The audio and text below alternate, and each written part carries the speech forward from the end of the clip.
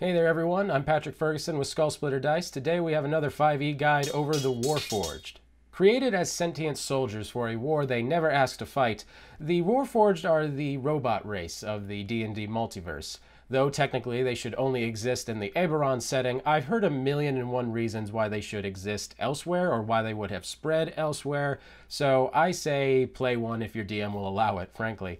Warforged have been kicking around for a while in the unearthed arcana form, but with the release of Eberron Rising from the Last War, we finally have the genuine finished article at last.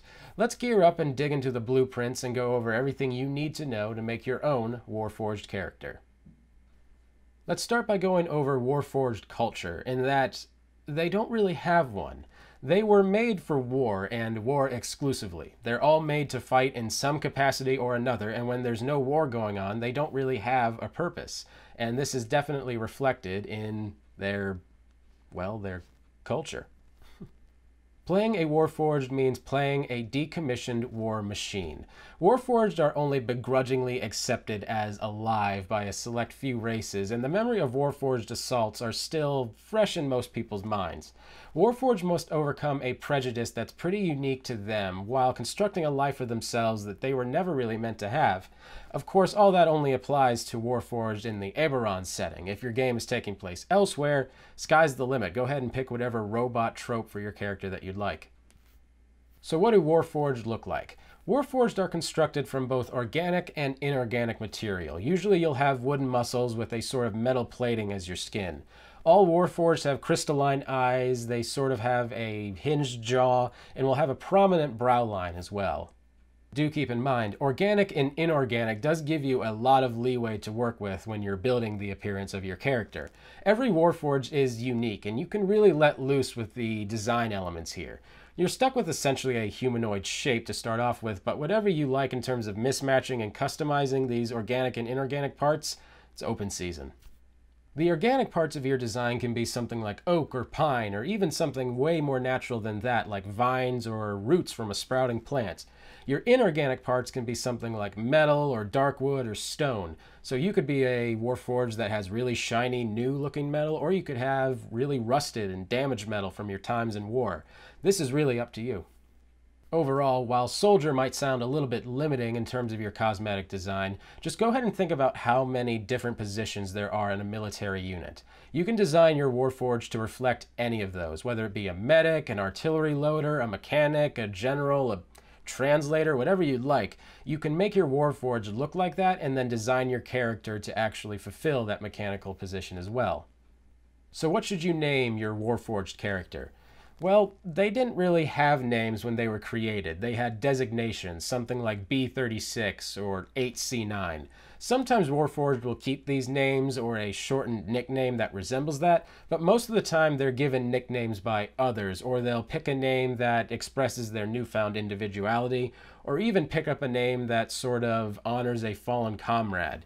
Either way, Warforged have no gender, and the idea of gendered names is still quite odd to them. We'll throw up some ideas for names up here in the corner if you'd like some reference. Let's go over your Warforged traits, which are pretty interesting to say the least. Starting with your ability score increase, you get a +2 to Constitution and +1 to any stat of your choice. This is more or less a way of the game telling you that you are applicable to any class, but you are a master of none of those. When it comes to age, you can expect your Warforged to live anywhere between 2 and 30 years, and this is probably dependent on how involved in war you are. The maximum lifespan for a Warforged remains a mystery, and they have no signs of deterioration due to age specifically. You are immune to magical aging effects, so don't expect to find any infant or elderly Warforged. As for alignment, most Warforged take comfort in the idea of order and discipline and tend toward the way of law and neutrality. But some have absorbed the morality, or lack thereof, of the beings of which they've chosen to follow. If you embrace the war in Warforged, you're probably evil, and if not, you're probably morally inconsistent at best. As for your size, you're medium, as expected, and as for your speed, you have a base walking speed of 30, as expected. Let's go over the benefits you get from constructed resilience. You were created for war, after all, and as a result, you have pretty remarkable fortitude. Sentry's Rest. When you take a long rest, you'll need at least 6 hours in a motionless or inactive state rather than just sleeping. In this state, you appear inert, but you're actually fully conscious, which is an advantage that the rest of your party members probably won't have, and you can see and hear as you normally would. Think of it as plugging your phone in to charge as opposed to turning it off or something like that. With integrated protection, you'll find that your Warforged has protective layers that can be enhanced with armor. This trait seems really complicated, but that's because it's kind of a holdover from when Warforged were a little bit more interesting. This boils down to a +1 AC bonus forever, which is honestly really useful. And nobody can remove your armor, although I've got to say, as a DM, there have been very few moments where I've seen my adventurers lose their armor or have someone just try to steal it off their bodies. So really, this is about the +1 to AC. It's a little bland, but it works. With specialized design, you gain 1 skill proficiency and 1 tool proficiency of your choice. It's pretty strong, but again, pretty bland, though I would say to use your free proficiencies to help flesh out the purpose of your Warforged character. A Warforged scout, for example, could pick survival and herbalism kits, or a medic could pick medicine and healer's kits. When it comes to languages, you can speak, read, and write in Common and in one other language of your choice.